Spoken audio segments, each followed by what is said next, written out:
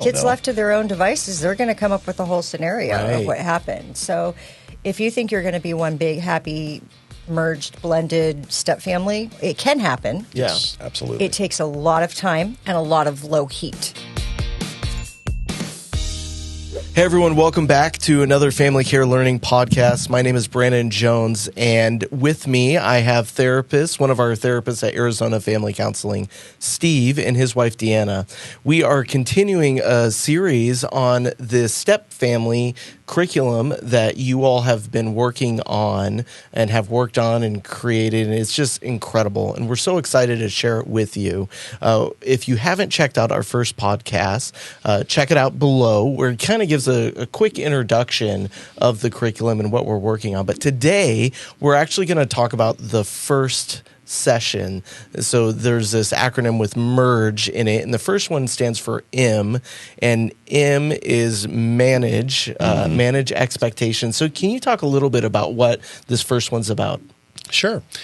Managing expectations, really the key factor there is learning how to surrender those expectations. What we want to do in that class is we want to be able to identify what expectations we struggle with. In our own, because as we had said in the first podcast, every step family is different. There are a lot of similarities that we have, a lot of things that we can really relate to one another in, but every step family is unique, every step family is different. And so we don't think that every expectation that we list in the class is something that everybody's going to struggle with. So it's identifying what people struggle with. When I think about managing expectations, right, like that seems to be one of the biggest blocks to like relational intimacy and peace, right? Is like, my will be done right now in this home, and if it's not, you're going to experience the dysregulated version of me, right? And so like I think about, as to your point, right, there's expectations from everyone that's coming into this merged family, children, both spouses, right? Like, and so it's like, if we aren't aware of it, we're just bringing all these things. I can see how that could be kind of pretty frustrating and create a lot of tension among everyone. And so if we can just be aware of and kind of first identify that, and then I guess looking to kind of manage that, that makes a lot of sense. And so what would you say is some of the specific, like, important topics that are addressed when we think about expectations? Number one is parenting styles. In fact, I think that's probably the biggest one, and one we definitely need to highlight here. Yeah, agree. Do you want to talk about parenting styles? Or? Oh, that my parenting style is right and yours is wrong? That's exactly. No, but I think a lot of times when, when two families merge together and the new spouses are just focused on each other, they're not really thinking about, I have this list of expectations in my head, and this is just the way it's going to be, because this is how it was in my family of origin, this is how it was in my first marriage or single years or whatever. So that's kind of where I was, and then when we got married, I found out that his was really different from mine, and the way he parented was very, very different from the way that I parented. He was about spending time, because he had his girls not, such a little amount of time that he had them during the week. I was about pick up the towels off the floor. So much to the fact that I had the girls had a shower curtain that had 4 colors in it. Each girl got assigned a colored towel, and I knew when that green towel was on the floor, which step kid needed to go pick it up. So that was the mindset that I came from. He came from a completely opposite one, so it did cause a lot of conflict. Fortunately, we were able to sit and talk about it, and that's not always an easy thing to do without a moderator, right? That's why I think therapy is so important. You need to go in and have that safe person that's not emotionally attached. Yeah, exactly. Because and to your point about having that moderator, there's a lot of times where just between us, I would feel like I had to hold back. I couldn't say everything I wanted to say, and I'm sure that Deanna felt the same way. Oh no, I let it rip. But then I got called abrasive in the process. I was abrasive, and I'm like, well, that's what you think. You're like, that's your perspective. Right. God made me this way, so obviously that's how I'm supposed to be. Right. So you're just wrong in seeing that I'm abrasive. Yeah. But I was actually the one in the wrong. You just slowballed that pitch. You might as well take it. Yeah. Get it out of the park.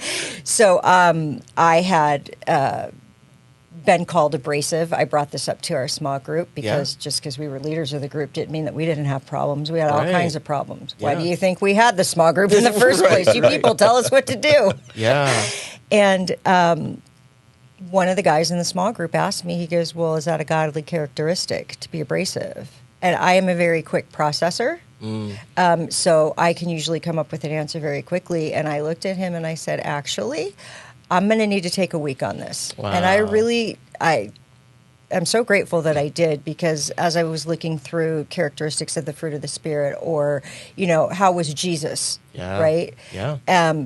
He was not abrasive. Yeah. And I was not doing my best Christian walk if I was being abrasive. And then my stepkids didn't like me. My husband was frustrated. So I knew that I could only change myself. So that's when I started softening my responses, making sure that I still shared everything, but in a way that was softer that he could hear. Yeah. And I think that helped. And then he was able to step up because he didn't feel like, well, I can't possibly share everything about her. Right. So when I lowered my resolve to be right, because that's really what it was, he was able to rise up and say, here's some other things. And also ask, what is it that you see in me that I can better? Yeah. I think it's so interesting, just even having a curriculum where you're doing this kind of preemptively, right? To try to do this in the moment. I mean, I have memories in my step family, right, where it's like the two parents are yelling at one another because of how their kids are irritated, that there's this injustice of, you're harder on this kid than you are on that kid, because of the way that the parents kind of work. And so, I mean, I remember it just like blowing up and people going in every direction, kind of just going, we're done with this, right? But if there would have been support to kind of go, hey, let's talk about this, or let's get unified, maybe if we can, on some of these expectations, and try to negotiate how we're going to, set some of those some expectations aside, right? Or take a look at our own disposition and how people are to receive us. I'm like, wow, that would have been so helpful. I've got a question for you. Yeah. So in that scenario that you're sharing, and it sounded to me like it was a personal share, right? It's totally there. personal. Yeah. How did you feel as the kid in that moment with mom and dad getting upset, or you could hear them arguing, whatever it was that you were hearing? What was going on for you? Yeah, I think there was a lot of sadness, kind of a brokenness in the fact that here are kids that usually would get along, but because mom and stepdad weren't able to kind of do the work before, they both had good intentions, but everyone was perceiving everything negatively. And so it was just kind of ripping this apart, the family. And I was a little bit, I was kind of the goody kid. I didn't usually get in trouble. And so there was a lot of that time that I was not personally involved with I'm causing them to fight with my behavior and how to parent me. But I think just seeing all that, it's just like, this just makes me sad, right? And honestly, looking out for my brother and going, and he's not going to learn anything from this, because they are fighting so much that it's just going to be a wash at the end of the day. And we're trying to get kind of right. And so I think there's even some of that where it's like they lost out on benefiting from both of these adults and their wisdom in parenting that was just completely removed because they couldn't agree on how to parent. And so, I definitely think there was a brokenness and a sadness there that was just like, I want to hone in on that word brokenness, if I can, here, because one of the things that, that we identified, think about it this way. I use a metaphor of the foundation. I come from a long-term background of architecture before I got into therapy. Yeah. And you think about it as a foundation. When a couple comes together as husband and wife for the first time, brand new marriage, they're building a foundation together. as they begin to have children, have a family, if God blesses them with that, because there are some that don't, but then some adopt. Yeah. You know? And so, but as they're doing this, this foundation that they're building together as husband and wife is the foundation for the home that those children are going to build on top of that foundation, right? Yeah, for sure. That whole family unit is all on top of that foundation. It's the most important part of the entire house. Yeah. Because with a weak foundation, that house is going to come crumbling down. Right. A strong foundation, that house is going to be healthy and strong. Then divorce happens. And that foundation is ripped apart, broken, as you put it. Yeah. You know? And so what ends up happening then is now we remarry, and now we're trying to rebuild a new foundation. But the kids all remember that old foundation, the one that was rocked from underneath them and torn apart and sent in two different directions. Yeah. And so now we're saying, oh, but we're building a new foundation for you. Well, they don't trust that. Yeah. And so when they hear mom and dad fighting over parenting, over how the kids are being raised, for a lot of those kids, that's it's causing them to go back to that trauma that they experienced during the divorce. Yeah. Yeah. You're absolutely right. Like I think of my involvement with my biological parents and watching that happen. And there's this like this physiological kind of gut wrenching feeling with that of here we go again, right? Mm-hmm. And to your point with the foundational thing, we all process loss differently. And I remember my one brother kind of going, who cares? Like, forget this. I'm going to go do what I want. Mm-hmm. Forget them because they didn't care about me. And the worst thing is going to happen is I'll cause them to fight, right? Like, and so he kind of took a pathway, like even during his high school years, that was kind of dangerous, not real safe, but there was all this kind of based on this foundation and kind of how they were kind of going, wow, there's not anyone really to put the brakes on some of that because of this broken foundation in that way. Right. Well, and we look at everything, we see through a lens of attachment. Yeah. That's one of the biggest lenses that we utilize here. Yeah. And when you think about it in terms of attachment, he had nothing to be able to attach to when it came to his step family. Right. And so he's going to go elsewhere. Right. Yeah. Because what the thing that he was attached to, the thing that was supposed to provide him the nurture and the care was ripped apart. That original foundation was torn apart. So now this new foundation coming back together, I don't trust it. Yeah. I'm not going to attach to that because if I attach to that, what if it breaks apart again? It is so interesting that you say that because I'm like, I dove into church during those years, right? Like and doing like so much ministry. I remember all my parents kind of going, what are you are like living at church. And it's like, yeah, because it's the stable thing right now. But then I'm thinking about my other siblings, like one of them was like, all they did was hang out with friends and do drugs and kind of hang out with that group, right? Because that was the stable thing. Right. And so I could see how, like that was a coping skill that we each were kind of doing separately. And the parents weren't even really aware of that was us coping, right? And so it's so interesting, all of the intricacies of processing the grief and loss of divorce and the merging of these families. And as we started off with this parenting expectations, right? Like we have all of this and it's not matched up. And so again, I think what a gift to give families a space in this curriculum to go, you have expectations about parenting.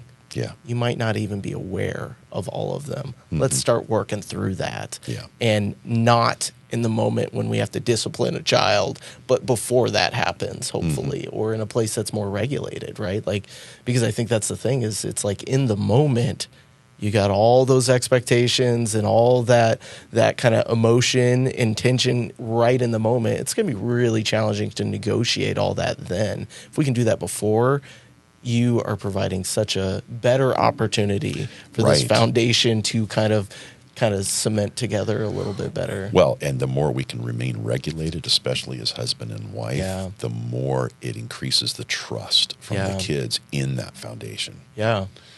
We become dysregulated, and man, it's just like It's all bets are all off. gone. It's all over. It's all over. Here we go. We're Let's losing just it ride fast. this roller coaster. Yeah. Exactly. Yeah. And so parenting styles are definitely, that's the number one thing I would say. But there's a whole list of other expectations that we talk about in the class and different things that we need to look at, that we need to kind of surrender to. Could you share just maybe a few of those, kind of list those off as far as? Actually, I'm my favorite. We're going to be one big happy family, just like the Brady Bunch. Oh, yeah. The Brady Bunch was a bunch of paid actors. And that's not what real step family life is like. Sorry, it is not. Now, if for some reason you have infants that you're dealing with, okay, you may get closer to the Brady Bunch. Right. But when you're dealing with teenagers that are, growing and developing, their brains are all messed up because they haven't hit 25 yet, or roughly around there. They definitely need to... parents definitely need to realize that with teenagers, it's not going to be these three, lovely young boys and these three lovely young girls, and everybody gets together unless Marcia gets hit in the nose with a football. Right? Yeah. Ours looked like this. You're not my real mom. And you're the reason my parents got divorced. Yeah. Not true. Yeah. But based on what they were hearing. And then their kids, perspective. Their perspective. They don't Kids know. left to their own devices, they're going to come up with the whole scenario of what happened. So if you think you're going to be one big, happy, merged, blended step family, it can happen. Yes, absolutely. It takes a lot of time and a lot of low heat. Which is why the regulation that needs to happen between the parents that are leading that particular family. Yeah. You might as well just any other? you might as well just finish the whole list. That you're going to get a honeymoon phase because you bring kids into it. I don't think we had a honeymoon phase until our youngest went to college, and really it was after she graduated from college and we knew she wasn't coming home on the weekends. That's when we got our honeymoon phase, and it is like being newly married without kids again. But that's the first time in our 24-year marriage that we've been able to do that. There's not going to be instant family unity. I mean, this sounds like so negative, but it doesn't happen in a microwave, right? It takes time. Right, and I think that's right, because I think a lot of times I even think about how hard my stepdad tried to be the nice guy and woo all the kids to him, right? Like, and it was like, okay, that's nice. I'm still kind of pissed, right? Like with all that, right? But then it's almost like he could be disappointed because he's giving all this effort, right? Because he had an expectation that it was going to just kind of all start to work out. And so, right, even being able to kind of set those expectations aside, as you're saying, managing these expectations, right, would have saved him from a lot of disappointment. I think it also would have created a better space for us as kids to know it's okay that we're mad right now because we're not having the pressure of being this happy, unified family right away, that there's this process of being angry or grieving. And so, I think how helpful that would have been for even just my family personally. Sure. One of the other major idealistic expectations that we see a lot is a parent or two people get married, one has a child or children, the other does not, and that particular parent of the children see a replacement parent for their child. Yeah. Right? Yeah. Well, the person they're marrying may not want to be a replacement child. They may be in it for the marriage and then to help out with the family. Yeah.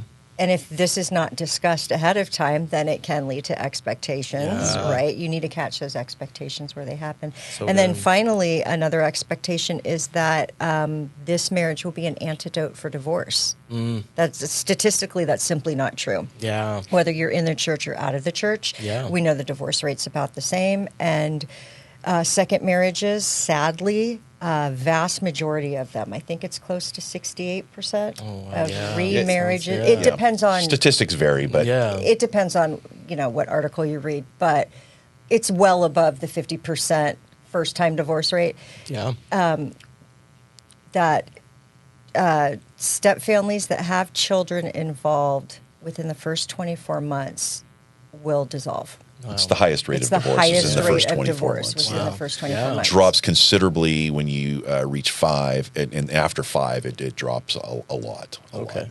So for those of you out there that are hearing that, hold on, right? 2-year anniversary. Right. Well, 2-year anniversary. We did. We celebrated within our small groups and stuff. Yeah. We celebrate anniversary number 2, not anniversary number 1. Never anniversary number 1. Right. Yeah, just because of those statistics. Yeah. Yeah. You're like, oh, this is still a coin flip of whether or not we're going to survive this thing. But, but really, I think of how thinking about, even just talking through these expectations, and hopefully that would insulate the family from so much conflict if we can identify these expectations, right? And so is that kind of the main takeaway for this class, is kind of really just examining all the expectations with that? Yeah, exactly. Cool. That is exactly the main takeaway here, because we want to, we can't get to the next step and educate until we've done this part. Wow. We want to illuminate it. Yeah. We want them to self-identify what expectations they have. Yeah. Then discuss it with their partners, because they're probably not going to match up on parenting styles or finances or anything like that, and really have those honest conversations. Yeah. Living arrangements is another one we talk about. Finances that Deanna just mentioned is another expectation we talk about. There's so many different things. I mean, even right down to the decorations within the house, where we live. Or pets. As a family. Pets within a family. Pets is a big one. Wow. Which really sounds like mundane things to talk about, but those are things that we have actually witnessed people struggle with, that were ripping apart relationships within the family all over pets. A dog. I kid you not, a dog was ripping a family apart. Yeah. It's so interesting, right? It's like no wonder why these second marriages have such a high likelihood, when you think about all of these things that for individual people are just so near and dear to their heart. And it's like, I could handle the disagreement with the kids. I could handle that you want to put that ugly picture on the wall, but now that you hate my dog, we're done, right? Like it's so crazy how it just all adds up. For Deanna, it was a cookie jar. A cookie, right. I brought a cookie jar. It was a family passed down from my grandparents, and I brought this cookie, and Deanna could not stand that cookie jar. That cookie jar now sits way up on top. It's visible, but it's not prominent. But it's out there. It's out there. That pleases me. Yeah. It's negotiated, right? It's ugly. It's ugly, right? It was ugly until she found out how much that cookie jar was worth. Oh, there you go. You're like, okay, we could hold on to it or sell it, right? He opted not to sell, but that was the direction I was going. Yeah. And so it's so right, like I think even just that right there, right? You're able to joke about something that probably at one time actually had some tension in it, maybe a little bit, right? Amongst other things, it could have. Exactly. So for us, it was less decor, more parenting style, because I was the more strict disciplinarian, and he was the opposite of that. Whatever that is. Disneyland dad. Disneyland dad. I get it. Which was so true because we actually had Disney passes. Oh, yeah. You're like, all right. Oh, yeah. But just really having those open conversations and not being afraid. So many people will get married, but they're afraid to have an honest conversation. Yeah. I mean, no wonder we have such issues in families today, because no one wants to talk and be honest. Yes. I mean, if I married Steve to be with Steve and for him to be my friend, I owe it to him to be honest, not rude. Not abrasive, but truly to be honest and say, this is where I'm at, this is what I'm feeling. Let's discuss this. And sometimes we agree and sometimes we disagree, and that's okay. I love what this curriculum is about. And again, even just the space in this session to work through that and support couples as they work through that. And so for those of you that are there watching and kind of going, oh, wow, I have so many expectations that I need to work through with my spouse in a blended step family, merged family. we hope that this has been encouraging to you. But if you need more help, check out our link below, Arizona Family Counseling, where therapists like Steve can help you sort through this and kind of walk with your family to strengthen it. Yeah. Stay tuned. We're going to go into our next curriculum session here, and we'll see you there.